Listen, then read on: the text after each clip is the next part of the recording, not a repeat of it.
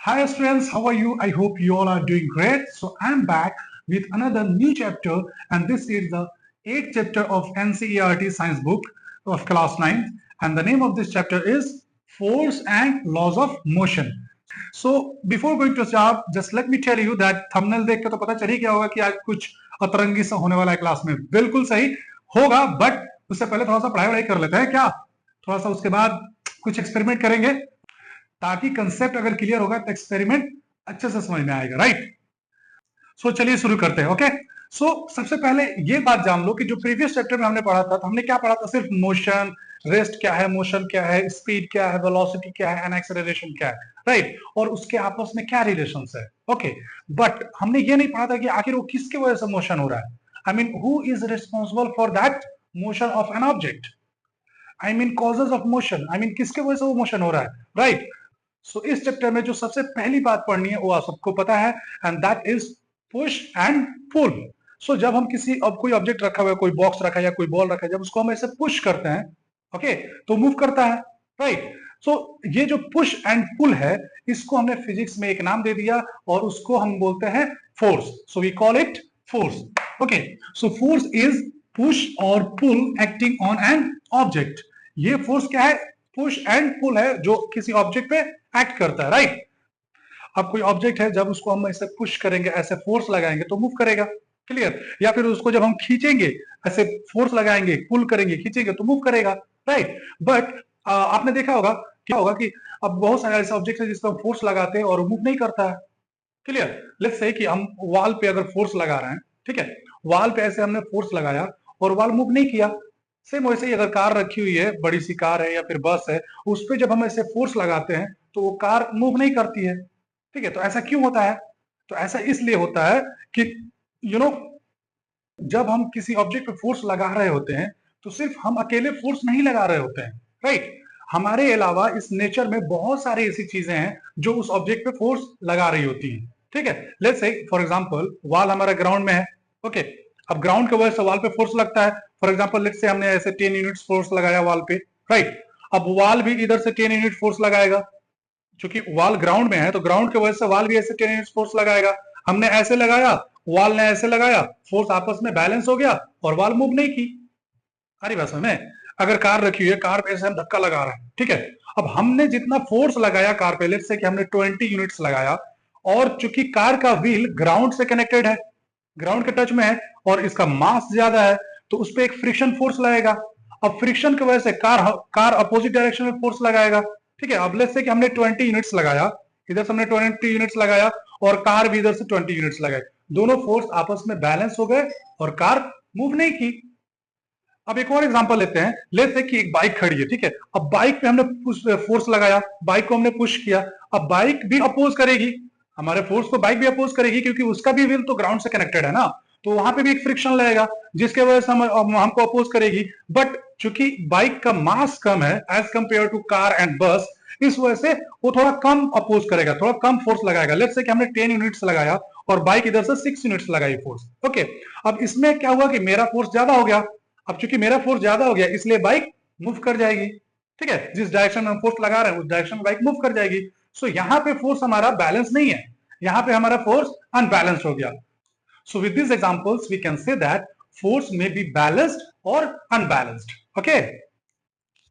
यहां तक बात क्लियर हुई. अब मे बी बैलेंस, जब फोर्स बैलेंस्ड होगा तो क्या होगा? अरे बात समझ में. जब फोर्स बैलेंस्ड होगा तो नेट फोर्स हमारा जीरो होगा. नेट फोर्स क्या होगा? जीरो. नेट फोर्स हमारा क्या होगा? जीरो. अब ये नेट फोर्स क्या है? नेट फोर्स कुछ नहीं है, जितने फोर्सेस उस ऑब्जेक्ट पे लग रहे हैं उसका सम. ठीक है. अभी फिलहाल हमने वॉल पे ऐसे फोर्स लगाया 10 यूनिट्स, तो ये पॉजिटिव है, और वॉल ने ऐसे 10 यूनिट्स लगाया, ये निगेटिव. तो positive plus negative, positive 10 plus negative 10, दोनों कैंसिल हो गया. अरे बस हमें तो क्या हो गया? जीरो. अब नेट फोर्स हमारा क्या होगा? Zero. That's why wall move नहीं किया. अरे बस हमें सेम वैसे ही कार या फिर बस, हमने मान लो बस पे 20 यूनिट्स फोर्स लगाया पॉजिटिव, और बस ने भी 20 यूनिट्स फोर्स लगाया पॉजिटिव निगेटिव. सो ये पॉजिटिव 20 प्लस निगेटिव 20, दोनों का सम करोगे क्या होगा? जीरो. सो नेट फोर्स हमारा क्या हो गया? Zero. So in that condition also car move नहीं की या फिर बस मूव नहीं की. अरे बात हमें तो नेट फोर्स हमारा क्या होगा? जीरो. अब बात कर लेते हैं अनबैलेंस्ड की, कि जब फोर्स हमारा अनबैलेंस्ड होगा तो नेट फोर्स क्या होगा? सो नेट फोर्स हमारा net force is equal to non zero, यानी उसकी कुछ ना कुछ वैल्यू होगी। ठीक है, जैसे हमने बाइक में एग्जांपल लिया था ना, हमने कितना फोर्स लगाया 10 यूनिट्स, पॉजिटिव 10, उधर से बाइक ने अपोज किया कितना नेगेटिव 6, तो कितना हुआ पॉजिटिव 4, तो जीरो तो नहीं है ना। सो नेट फोर्स हमारा क्या होगा नॉन जीरो, यानी कुछ ना कुछ उसकी वैल्यू आएगी। ओके, सो ये बात रहा हमारा force may be balanced and force may be unbalanced. Okay, now we can say that force is the cause of a motion of an object. Okay, यानी किसी भी ऑब्जेक्ट का मोशन का कॉज क्या है फोर्स, यानी who is responsible for motion of an object, force is responsible for motion of an object. Okay, अब इसमें हम आगे बढ़ते हैं और एक वर्ड को इंट्रोड्यूस करते हैं and that is inertia. Okay, inertia.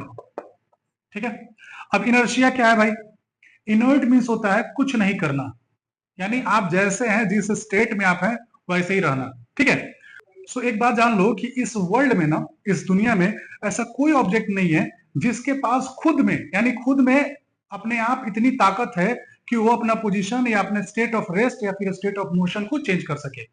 सुनने में अजीब लग रहा है ना, बट इट्स अ फैक्ट। आ रही बात समझ में, यानी कोई भी ऐसा ऑब्जेक्ट नहीं है जिसमें खुद में, यानी अपने आप इतनी ताकत होती है कि वो अपना पोजीशन या फिर अपने स्टेट ऑफ रेस्ट या फिर स्टेट ऑफ मोशन को चेंज कर सके। मींस कि अगर कोई ऑब्जेक्ट कहीं रेस्ट में है तो हमेशा रेस्ट में ही रहेगा, और अगर कहीं मोशन में है तो हमेशा मोशन में ही रहेगा। आ रही बात समझ में, इसको एक एग्जांपल से समझते हैं। लेट्स से कि आपने एक रूम में एक चेयर रखा और एक टेबल रखा और आप उसको लॉक करके कहीं चले गए। ओके, अब जब आप 1 साल बाद या 2 साल बाद आ रहे हैं तो आपने क्या देखा कि वो चेयर या फिर वो टेबल वहीं पे है, यानी उसमें अपने आप में इतनी ताकत नहीं है कि अपना पोजीशन वो खुद से चेंज कर सके। अरे बात समझ में, लेट्स से कि अगर कोई ऑब्जेक्ट मूव कर रही है, यानी कोई ऑब्जेक्ट अगर मूव कर रही है तो जब तक हम उस पर ब्रेक नहीं लगाएंगे ना, वो तब तक चलता ही चला जाएगा, चलता ही चला जाएगा। अरे बात समझ में, तो ये जो अपने आप न करने की, यानी अपने आप में पोजीशन न चेंज करने की जो इनहेरेंट प्रॉपर्टी है ना ऑब्जेक्ट का, यानी खुद से कुछ ना करने का, समझ में आ रही है बात, खुद से कुछ ना करने का जो इनहेरेंट प्रॉपर्टी है। फॉर एग्जांपल दैट मींस कि अगर कोई ऑब्जेक्ट रुका है तो वो अपने आप चल नहीं सकता, और अगर कोई ऑब्जेक्ट चल रहा है तो वो अपने आप रुक नहीं सकता जब तक कि उस पर कोई फोर्स ना लगाया जाए। हरी बात में, and that is the concept of inertia, और उसी को हम लोग क्या बोलते हैं इनर्शिया बोलते हैं। अरे बात में, तो अब अगर अंकल तुम लोग से पूछे कि बेटा व्हाट इज इनर्शिया, तो बोलना कि अंकल अगर कोई ऑब्जेक्ट रुका है तो अपने आप चल नहीं सकता, और अगर कोई ऑब्जेक्ट चल रहा है तो अपने आप रुक नहीं सकता जब तक कि कोई फोर्स, एक्सटर्नल फोर्स अप्लाई ना हो। अरे बात समझ में, and that is called inertia. Okay, so inertia का कंसेप्ट क्लियर हुआ। चलो अब आगे बढ़ते हैं। अब कुछ बच्चे ये बोलेंगे कि सर आपने बोला कि कोई भी ऑब्जेक्ट अपने आप नहीं रुकता या फिर अपने आप नहीं चलता, तो सर आप ये बताइए कि जब हम फुटबॉल को हिट करते हैं या फिर किसी बॉल को हम लोग छोड़ते हैं फ्लोर पे, तो वो तो कुछ दूर चल के अपने आप रुक जाता है, तो फिर ऐसा क्यों होता है, वो अपने आप क्यों रुक जाता है? बिल्कुल सही क्वेश्चन है। और बरसों पहले, आई मीन कई सालों तक लोगों को यही पता था कि जब किसी ऑब्जेक्ट पे हम लोग मोशन देते हैं, यानी जब किसी ऑब्जेक्ट को हम लोग मोशन देते हैं या फिर फ्लोर पे छोड़ते हैं, तो वो अपने आप जाके रुक जाता है। आगे बात समझ, कई साल तक लोग यही समझते रहे कि वो अपने आप ही रुक जाता है, but it's a wrong statement. वो अपने आप नहीं रुकता। और ये कौन बताया? ये बताए हमारे गैलीलियो साहब। जब हमारे गैलीलियो साहब आए, उन्होंने बोला कि बेटा ये बॉल अपने आप नहीं रुकता है, ये फ्रिक्शन की वजह से रुकता है। अब ये फ्रिक्शन क्या है? फ्रिक्शन एक एक्सटर्नल फोर्स है, that is not internal force. Okay, अब ये इंटरनल फोर्स और एक्सटर्नल फोर्स क्या है, ये हम नेक्स्ट वीडियो में, नेक्स्ट लेक्चर में पढ़ेंगे। बट फिलहाल ये जानो कि यहाँ पे फ्रिक्शन लगता है जिसके वजह से वो बॉल या फिर वो ऑब्जेक्ट रुकता है, वो अपने आप नहीं रुकता। अरे बात समझ में, वो ऑब्जेक्ट अगर किसी बॉल को आप फ्लोर पे छोड़ेंगे तो वो अपने आप नहीं रुकता है, उस पर फ्रिक्शन यानी एक्सटर्नल फोर्स लगता है, फ्रिक्शन, जिसके वजह से वो रुकता है। ठीक है, अब लोगों ने ये कहा कि इसका क्या प्रूफ है? भाई आपने बोला कि अगर हम किसी ऑब्जेक्ट को मोशन देते हैं तो अपने आप नहीं रुकता, वो फ्रिक्शन की वजह से रुकता है। अरे बात समझ, तो इसका क्या प्रूफ है? तो फिर गैलीलियो साहब ने क्या किया, एक बॉल लिया और बॉल को ना ऐसे घास पे, ग्रास के फ्लोर पे छोड़ा। ठीक है, तो लोगों ने क्या देखा कि बॉल 1-2 मीटर तक जाके रुक गया। ओके, फिर गैलीलियो साहब ने उसी बॉल को लिया और उसको एक मार्बल के फ्लोर पे छोड़ा। फिर लोगों ने क्या देखा कि ये बॉल तो 15-20 मीटर तक चला गया। सो अब गैलीलियो साहब ने बोला कि अच्छा ये बताओ कि अगर बॉल के पास खुद का ताकत होता, अगर बॉल के पास खुद का ताकत होता तो वो मार्बल के फ्लोर पे भी 1-2 मीटर पे जाकर रुक जाता। अरे बस हमें यहाँ तो वो 15-20 मीटर तक चला गया। क्यों? क्योंकि यहाँ पे फ्रिक्शन कम है और ग्रास पे फ्रिक्शन ज्यादा है। अब यू नो कि जो स्मूथ सरफेस होता है ना, चिकना, उस पर फ्रिक्शन कम लगता है, वहां फ्रिक्शन फोर्स कम लगता है, और जो रफ सरफेस होता है वहां फ्रिक्शन फोर्स ज्यादा लगता है। अरे बस हमें सो तब जाके लोगों का ये कंसेप्ट क्लियर हुआ कि कोई भी ऑब्जेक्ट अपने आप नहीं रुकता। क्लियर? अब आगे बढ़ते हैं और एक एक्सपेरिमेंट देखते हैं जो गैलीलियो साहब ने इनर्शिया पे किया था। ठीक है, चलो। सो गैलीलियो साहब ने क्या किया, एक इंक्लाइन प्लेन लिया, ठीक है, सेम एंगल पे इधर भी एक इंक्लाइन रखा, ठीक है, और इसका हाइट लेट से कि इसका हाइट h है, जो कि इस हाइट तक इसको रखा, सेम हाइट पे ये भी है, ठीक है, सेम हाइट पे ये प्लेन पे उन्होंने इंक्लाइन प्लेन रखा, ठीक है। अब इस एक्सपेरिमेंट में उन्होंने ये माना कि इसका जो सरफेस है वो फ्रिक्शन लेस है, यानी जीरो फ्रिक्शन, ठीक है, ना ही एयर के वजह से और ना ही इस फ्लोर के वजह से, ठीक है। अब उन्होंने क्या किया कि इस बॉल को वहां पे रोल किया, ठीक है। अब ये बॉल रोल होते होते होते होते आया और यहां तक गया, ठीक है। फिर उन्होंने क्या किया कि एक और प्लेन लिया, उसका एंगल कम करके, ऐसे जैसे कि ये प्लेन है, उन्होंने इसका एंगल कम किया, ठीक है, लेकिन इसका हाइट सेम रखा। अरे बात है। अब बॉल फिर रोल किए, फिर बॉल ऐसे रोल होते होते होते होते आया, फिर उन्होंने क्या देखा कि बॉल यहां तक फिर आया, इस कंडीशन में भी बॉल यहां तक गया। क्लियर? फिर उन्होंने क्या किया कि एक और प्लेन लिया, उसका और एंगल कम किया, लेट्स से कि ये यहां पे ऐसे प्लेन लिया उन्होंने, ठीक है, बट इस कंडीशन में भी हाइट सेम रखा, ये जो h हाइट है यहां पे देखो। क्लियर? इस कंडीशन में भी हाइट उन्होंने सेम रखा। अब बॉल को जब उन्होंने रोल किया तो बॉल इधर से रोल होते होते उन्होंने क्या देखा कि इस कंडीशन में भी बॉल यहां तक गया, ठीक है। अब उन्होंने क्या बोला कि हम एंगल को कम करते जा रहे हैं, बॉल ये डिस्टेंस ट्रेवल करते जा रही है, इसमें इतना डिस्टेंस ट्रेवल किया बट यहां तक गया, इसमें भी इतना डिस्टेंस ट्रेवल किया बट इस हाइट को अचीव किया, इसमें भी इतना डिस्टेंस ट्रेवल किया बट इसमें हाइट को अचीव किया। अब उन्होंने क्या किया कि एक ऐसे एकदम प्लेन ले लिया, ठीक है, इस पे कोई एंगल नहीं, कोई हाइट नहीं, ठीक है, इस पे कोई हाइट नहीं। अब उन्होंने बॉल को ऐसे रोल किया। अब तुम बताओ कि ये बॉल कहां तक रोल होते हुए जाएगा? बॉल कहां तक जाएगा? बॉल तो हाइट अचीव करना चाहेगा ना भाई। फर्स्ट कंडीशन में हाइट अचीव किया, सेकंड में हाइट अचीव किया, थर्ड में हाइट अचीव किया, रिगार्डलेस ऑफ दिस डिस्टेंस। अरे बस हमें डिस्टेंस बढ़ता गया बट वो हाइट अचीव किया, ठीक है। लेकिन अब ये बताओ कि इस कंडीशन में बॉल कहां तक ट्रेवल करेगा हाइट अचीव करने के लिए? हाइट तो है ही नहीं, तो बॉल कहां तक ट्रेवल करेगा? इनफाइनाइट। अरे बस हमें इसी चीज को हमारे न्यूटन साहब ने फर्दर स्टडी किया और स्टडी करके हमको एक लॉ दिया, एंड उस लॉ को हम बोलते हैं लॉ ऑफ इनर्शिया। अरे बस हमें लॉ ऑफ इनर्शिया या फिर Newton's first law of motion. Actually Newton's ने 3 लॉज ऑफ मोशन दिए हैं जो कि इस चैप्टर में आपको पढ़ने हैं, सिर्फ 3 लॉज ऑफ मोशन पढ़ने हैं, and today we will study first law of motion. Okay, so Newton's first law of motion बोलो या फिर लॉ ऑफ इनर्शिया बोलो, बात बिल्कुल सेम है, ठीक है। So now what is first law of motion? The first law of motion, also known as the law of inertia, states that an object at rest will remain at rest and an object in motion will continue to move at constant velocity, यानी velocity में भी कोई change नहीं आएगा, unless an external force acts upon it। और यही हमने inertia concept में पढ़ा था कि अगर कोई ऑब्जेक्ट रुकी हुई है तो हमेशा रुकी रहेगी, अगर कोई ऑब्जेक्ट चल रही है तो हमेशा चल रही है, आई मीन चलती रहेगी जब तक कि कोई एक्सटर्नल फोर्स उस पर एक्ट ना करे। अरे बस में इसको हमने 3 पार्ट किया, first inertia of rest, inertia of motion और इनर्शिया ऑफ डायरेक्शन, ठीक है। अब inertia of rest means what? If an object is at rest, it will remain at rest unless an external force is applied on it, right? In the condition of inertia of motion, if an object is in motion, it will keep moving, unless an external force is applied on it, right? In the condition of inertia of direction, if an object is moving in a straight line, it cannot change its direction unless an external force is applied on it. For example, कि अगर कोई object ऐसे motion कर रहा है तो ये तब तक स्ट्रेट लाइन में जब तक जाएगा कोई फोर्स ऐसे आके इसका डायरेक्शन चेंज ना कर दे। आगे बात समझ?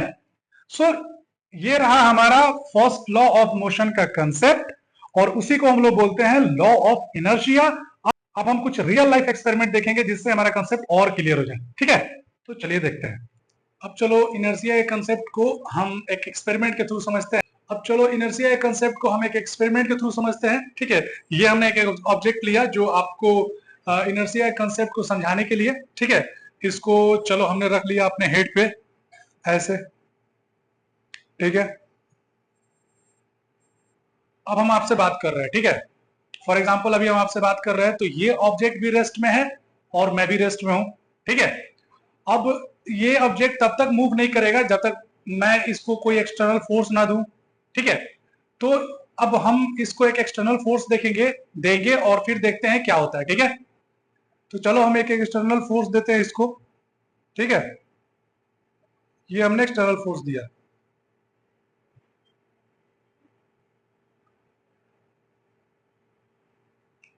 मूव किया। ठीक है,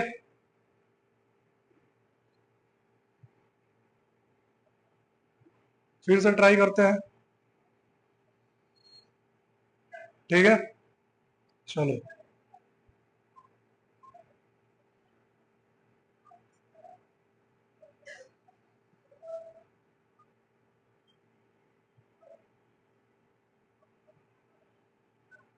आ रही बात समझ में? यानी ये ऑब्जेक्ट रेस्ट में था, मोशन में था और मैं रेस्ट में था। ठीक है, तो मैं रेस्ट में ही रहा, इसको फोर्स दिया तो ये मूव किया। अब इसको मैं रेस्ट में रखूंगा और मैं खुद मूव करूंगा, फिर देखते हैं क्या होता है। ठीक है, चलो देखते हैं।